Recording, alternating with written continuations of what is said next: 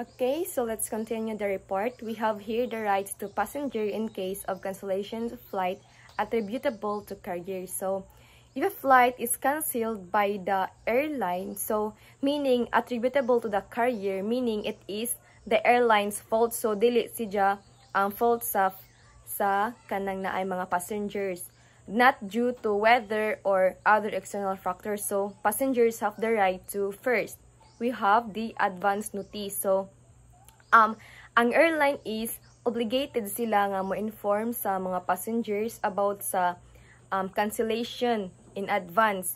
So, kani nga notifications should be done through various channels to ensure passengers receive the information. So, pwede sila mokuan og public announcement, like sa airport nga ang flight nga XYZ bound to Manila has been canceled due to technical error or issue. So, pwede po sila mo send through email and pwede po sila mo text message sa mga mobile phones sa mga passengers nga mo inform nga kanang ang ilahang flight is canceled ingana. So, mo advance notice ang airlines. So, second is if already at the airport, so if you na ka sa airport, naka-arrive na ka sa airport and na-cancelled, so ang airline has a duty of care to provide basic needs and communication sa mga passengers. So, for example, mag-provide sila og vouchers para sa meals and drinks sa airport. Then, if ang cancellation is nag-cause siya og significant nga delay and you have to stay overnight, so ang airlines is mag-arrange sila and sila may mo pay sa imuhang hotel accommodation siya and naa na siya'y transportation. So ilahang bago tanan ang imuhang pag stay overnight sa hotel nga kanana ay where didto ka mo stay. Then if if ikaw pod ang passenger is unwell siya or nasjay mga nakuan siya ang health ingana, so na stress siya kay ang flight kay na canceled, so mag-provide sila og access to first aid services. So mo serve pud sila kay unwell man ang ilahang passenger. So ang airlines pod is mo allow pud sila og kanay calls, text message ingana para ang mag-inform sila sa mga tao nga gusto nilang informan nga about sa ilahang canceled nga flight. So, and third is refund for canceled sector. So, you are entitled to a full refund for the portion of journey and that was canceled. Like for example, if naakay kana na ay round trip tas ang outbound flight nimo is canceled, so you can get a refund. Tas if ang return flight is naka-scheduled gihapon, so you can choose to get a refund for just the canceled outbound. And another example, if naakay connecting flight, then ang first leg was canceled. So, in preventing from taking the second leg, you are entitled to a refund for both flights kay para maka-adjust pug ka sa imuhang kanana ay convenient nga time nimo sa imuhang plano sa kuan or imuha ba sidyang kanang na ay refund nimo if magpa-rebook na baka. So, fourth is free rebooking on another airline. So, the airlines should try to accommodate you on a flight operated by a different airline to get you to your destination, provided there are available seats. So, for example, is your airline cancels afternoon flight in Cebu, so they then book you on an evening flight to Cebu operated by a competitor. So, at no extra cost siya. So, wala siya kanana ay additional nga mga bayaron ingana. that flight has available. So if ang naay available ang ilahang kanay airlines nga iparebook nimo is naay available seat, so pwede ka maka kanay rebook sa another airline. So depende ra pud na sa kanang naay airlines if sa ilahang policies ingana. So fifth is the free rebooking to the next available or a future flight within 30 days. Fees may apply for rebooking beyond 30 days. So, for example, ang airline is nag-offer nimo og option to be rebooked ba on the next available flights to your destinations for free. And pwede po ka maka-choose og kanang rebook on a future flight within the next 30 days tara siya. Kay kanang ang next 30 days is free pa man siya, wala pa siya ang charge nga kanang magpa-rebook ka ingana. Then however, if mupili ka o kananay magpa-rebook ka sa imong flight more than 30 days, so the airline might charge a rebooking fee kay nilapas naman ka sa ilahang policy nga kana na ay within 30 days ra ka na ay free nga kanang pag-rebook. So for example is kana na ay your morning flight is canceled, then the airline offers you a seat on their afternoon flight to the same destination for free. So pwede ka mo take sa ilahang kana na ay offers if convenient nimo ang time nga which is afternoon flight instead sa morning flight nga imong hanggi book. So it's up to you ra. Then you can decide also nga if the next available flight is kanang for example is dili convenient nimo, then ang airlines is mo allow nimo og rebook for a flight if gusto kag free, so naay within 30 days ta siya. So maka-rebook ka within 30 days without kanang fees. So however if kanang imuhang gi-postpone, then ang after 2 months na ka mag kanang naay rebook, then ang airlines is mangayo sila nimo og rebooking fees kay nilapas naman ka sa ilahang kana na ay policy nga within 30 days ra ang free. So maoto siya ang in case of cancellation of flights attributable to carrier. So mao yung mga rights sa passenger. So second is the rights of passenger in case of cancellation of flights at least 24 hours before ETD. So ETD means estimated time of duration. So when a flight is cancelled by the airline at least 24 hours before the scheduled departure time, the passenger is primarily entitled to information and options regarding their travel plans. So first is to be notified about the cancellation. So maolag ito nga the airline has an obligation to inform passengers about the cancellations in a timely manner. So even if it's more than 24 hours before the flight, so this allows passengers to adjust their plans accordingly.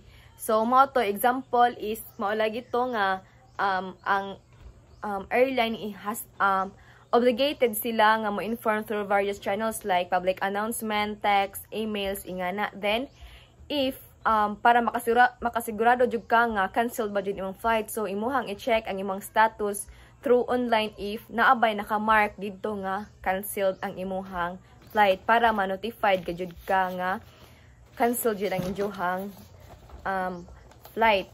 So second is to rebook or reimburse the passenger at the option of the passenger. So the airline must offer the passenger a choice between two main options when a flight is cancelled with more than 24 hours notice. So ang first option nila is rebooking. So the passenger can choose to be booked on an alternative flight to their destination. This could be on the same airline or sa partner airline depending siya sa circumstances and the airline's policy. So dependable siya sa policy sa mga airline nga about sa rebooking. So for example, dani is flight scheduled for tomorrow morning is canceled. So ang airline is mo contact nimo and mo offer sila nimo og rebook on their flight. So mag-rebook sa imuhang flight. Then the second option is the reimbursement. So refund. So the passenger can choose to receive a full refund for the canceled flight. Example is naka-receive ka og cancellation notification a week before your trip. So a week before your trip. So you can call airline and request a full refund instead of revoking. So kan samot na if inconvenient na nimo ang time kay which is karon nga time is ang imuhang book nga flight is tomorrow morning kay maoray convenient nimo, which is a very important nga matter nga imuhang atinan. Then ang kuan kay na canceled man, so wala na kay laing kuan, so pwede na ka magpa-refund kay dili na lang ka mo dayon og flight ingana kay dili na siya inconvenient na siya sa kananaay pagdong nimo dadto. So no other rights or amenities shall be granted by the carrier.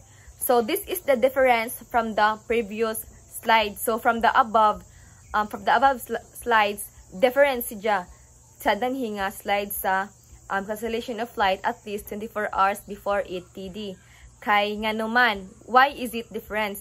So the rationale behind this difference is that with more advanced notice, passengers have more time to make alternative arrangement, while the immediate disruption and inconveniences experienced at the airport due to a last-minute cancellations are less likely. So therefore, if your flight is cancelled well in advance, more than 24 hours,